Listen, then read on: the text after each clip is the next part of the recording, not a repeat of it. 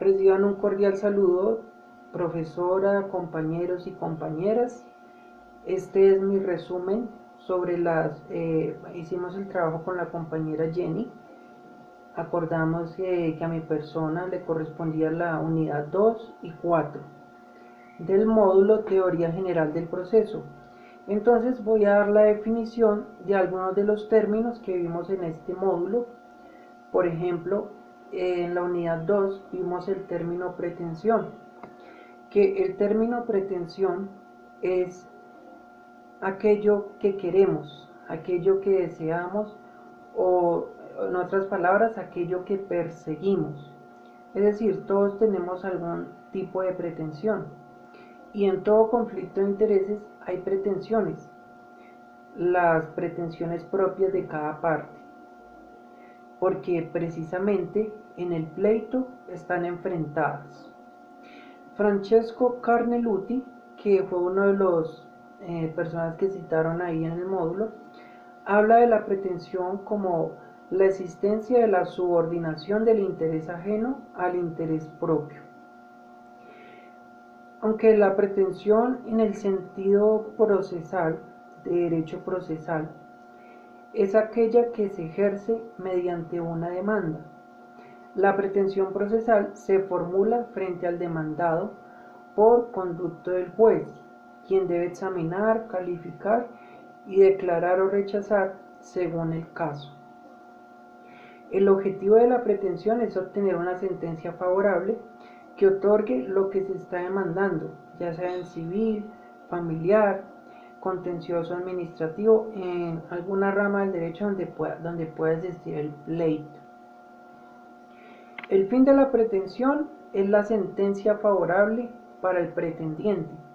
Es decir, si yo estoy demandando algo, una pretensión mía, y la sentencia es favorable para mí, que soy el pretendiente, puedo decir que el fin de esa pretensión fue buena porque pude obtener la sentencia favorable, pude satisfacer esa necesidad que estaba demandando. Las causas de la pretensión: hay causas de hecho, causas de derecho. Clases de pretensión: se puede clasificar de acuerdo a la rama del derecho a la que pertenecen: pretensión en derecho civil, pretensión laboral, pretensión contenciosa administrativa, pretensión constitucional, entre otros. Digamos, la pretensión constitucional: si uno pretende que se cree artículos nuevos o que se crea algo nuevo en la Constitución y uno logra que eso sea favorable, que esa sentencia sea favorable a la pretensión, entonces pues se creará o se modificará algo que no existía y que ahora va a estar, pues porque en sentencia quedó escrito pues que debe ser así. Entonces fue favorable la sentencia para el pretendiente. De acuerdo con el derecho material en el que se apoya, puede ser otra clase de pretensión, o de acuerdo con la clase de proceso en que se tramita la pretensión. ¿Qué es derecho procesal? El derecho procesal fue otro tema que vimos que está pues directamente relacionado a la teoría general del proceso. Actualmente el derecho procesal es una rama propia e independiente del derecho que regula toda clase de proceso de las demás ramas, la función jurisdiccional del Estado en todos sus aspectos para que se aplique de forma correcta la justicia. La finalidad del derecho procesal en general y de los procesos en particular es la realización del derecho que abstracto reconoce el derecho objetivo, realización que supone la solución de los conflictos. Esta última parte es como lo afirma la Suprema Corte Constitucional, la Corte Constitucional de Colombia. Otro término que vimos fue litigio. Un litigio también puede entenderse como un pleito o conflicto de intereses entre dos partes con pretensión. En derecho procesal puede encontrarse litigio en aspectos en los que hay controversia entre las partes.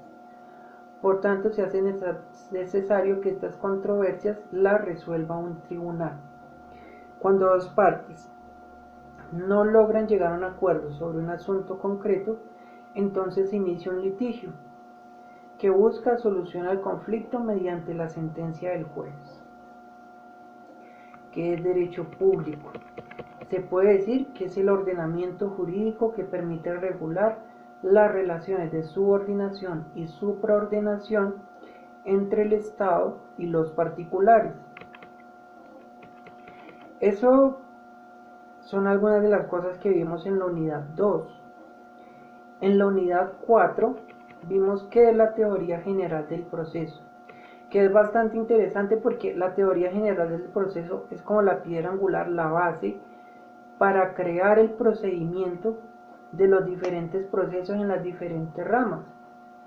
Es la ciencia que busca el estudio del derecho procesal, partiendo de una teoría común, es decir, es la base, como dijimos, el tronco común de los principios generales aplicables a todas las ramas del derecho procesal.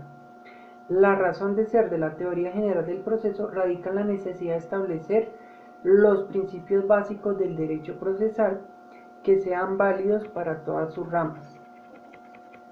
Los objetivos principales del derecho procesal: la solución de conflictos entre particulares, solución de conflictos entre particulares y el Estado, prevención, investigación y sanción de delitos, la tutela de la libertad individual y la tutela de orden jurídico constitucional.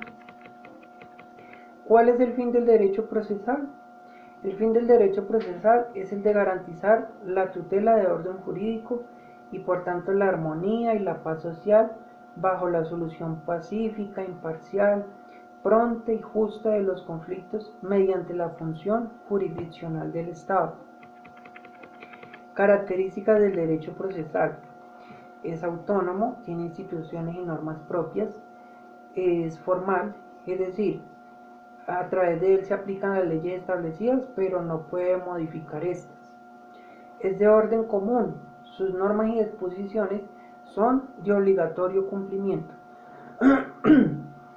Y algo muy importante es que el derecho procesal es instrumental, por ser un medio obligado y necesario para hacer efectivos los derechos consagrados en las demás normas.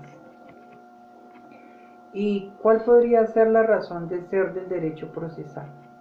Primero, regula el ejercicio de la soberanía del Estado aplicada a la función jurisdiccional.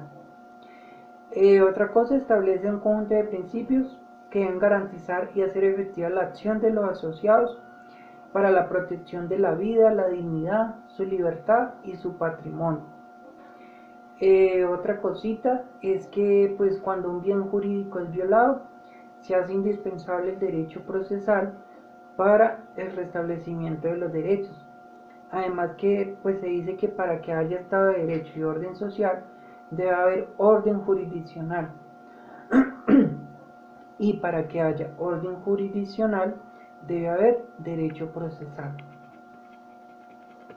El derecho procesal pues es aplicable a muchas ramas, en civil, en penal, en familia, contencioso administrativo, en derecho laboral, etcétera, etcétera, etcétera. Y también tenemos lo que es la ley procesal, que es la ley que regula el proceso y las relaciones que de él nacen o se derivan, ya sea en el ámbito civil, penal, laboral, entre otros. Como regla general de la ley procesal en el tiempo, todas las leyes rigen para futuro, entre ellas las leyes procesales. Y hay dos principios: principio de retroactividad, que es la aplicación de la ley a hechos anteriores a la vigencia de una ley, o la ultraactividad, cuando una ley perdió su vigencia, pero sigue regulando ciertas situaciones en ciertas circunstancias. Ley procesal en el espacio, o sea, el principio de ley procesal rige el principio de la territorialidad, de acuerdo con lo estipulado en la Constitución Política, artículo 101, y los tratados internacionales, en especial en el campo penal. Respecto a las personas, la ley procesal respecto a las personas expone que por regla general La ley procesal se aplica a todos los habitantes del territorio, excepto algunas excepciones contempladas en el derecho internacional, como a diplomáticos, jefes de Estado, entre otros. Y otro tema no menos importante que vimos en la unidad 4 fueron formas tradicionales a la solución de conflictos. Tres formas vimos. Entonces, está la forma de la autodefensa o la autotutela, que es la forma primitiva de buscar justicia por mano propia, que pues para muchos resulta efectiva y tal vez en ciertas circunstancias pudiera ser una forma efectiva de ejercer justicia, pero pues es algo primitivo y actualmente pues tenemos de órganos especializados a los que podemos acudir para hacer valer nuestros derechos. Otra forma de solución de conflictos fue la autocomposición, que es cuando las dos partes solucionan el conflicto por mutuo acuerdo sin acudir a la ley. Y la tercera de estas formas fue la heterocomposición, que es la solución del conflicto por un tercero. Primitivamente se conocía la figura del árbitro, algunas veces antes que la del juez. Sin embargo, pues cuando se trata de un proceso, sea cual sea el tipo, la sentencia del juez es lo que finalmente le dará solución. Estos fueron algunos de los términos que vimos en la unidad 2 y en la unidad 4. Muchas gracias por su atención.